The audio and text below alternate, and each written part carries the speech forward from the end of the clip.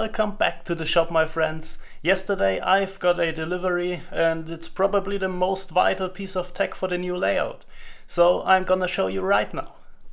There we go. It's the Massoth DIMAX 1210Z digital system. I will use this system to control all my trains on the new layout, so I'm very excited that I now have access to this unit. I bought a whole bundle because I'm starting from scratch, so it consists of the digital system itself. I've got a handheld radio controller, I've got a radio receiver, and I've got a net adapter for the grid, so that I have power to the unit. To power this unit up, we should turn it around. And on the back side you can see this big green plug, and I've got the counterpiece for this plug, and we're gonna install it. So just like that. Now we've got clamps, a clamp system to install all the cables.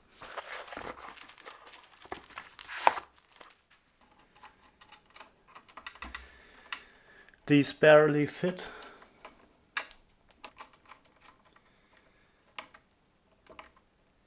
Right next to the input lines, we've got the output lines for the track.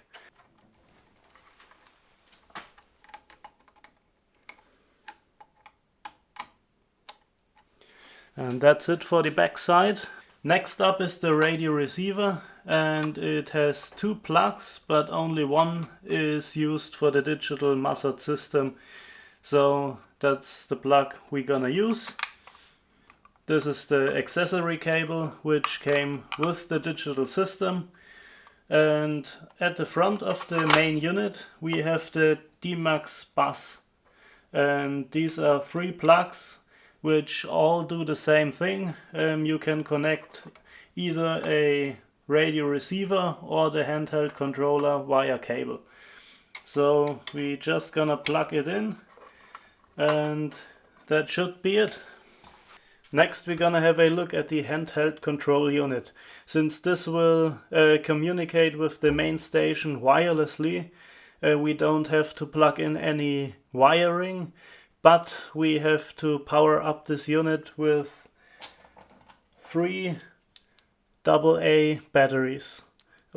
So according to the manual, on the back side is a door, which it is. I'm very glad. And when you open it, you can insert the batteries.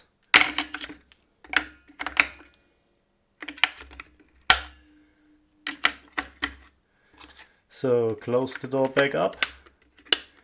Before I power up this unit for the first time, I wanna connect a piece of track.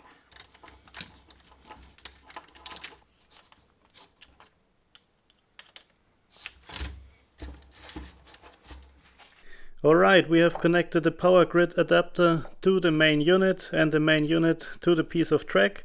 Also we have connected the radio receiver to the main unit, and we have some AA batteries in the handheld control unit. I think we are ready to give it a go.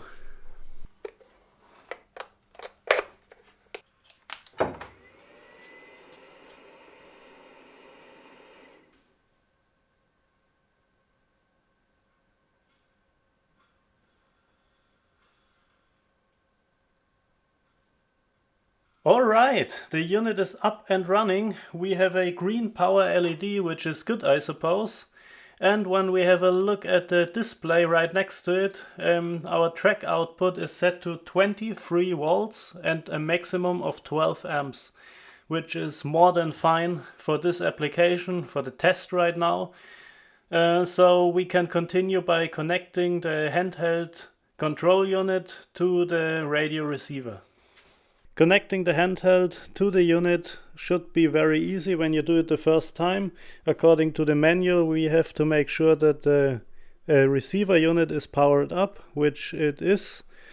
And now we have to switch on the handheld by pressing the F button for a long time, and look at that, it's already booting.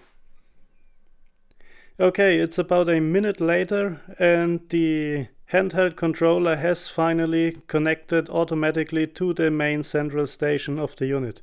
So when I press the stop button, we got a flashing stop light at the central station, and that's the proof that this receiver is connected.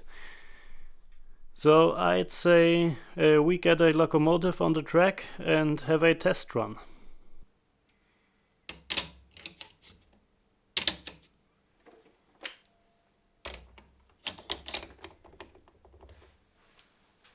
The locomotive is on the track, and to go ahead we press both stop buttons simultaneously on the handheld to disregard the emergency stop at the central station.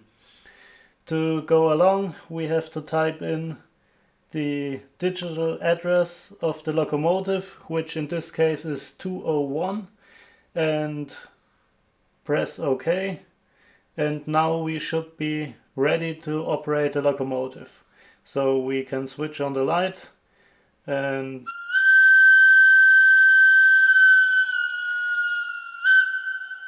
the horn seems to work.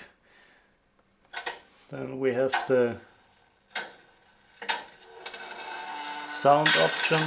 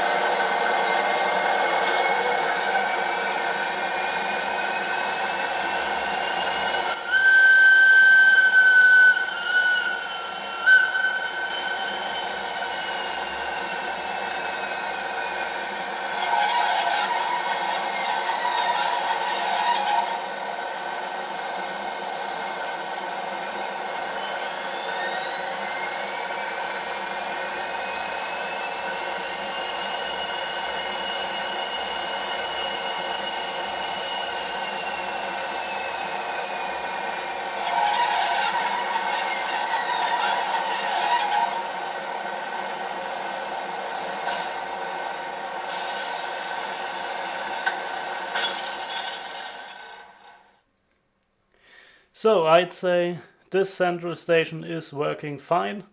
I'm happy with the test, and I'm certainly looking forward to using it on my layout.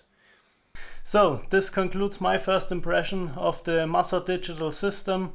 It was very easy to set up, it was easy to use after a little bit of manual reading, which you should always do before you get into something like this.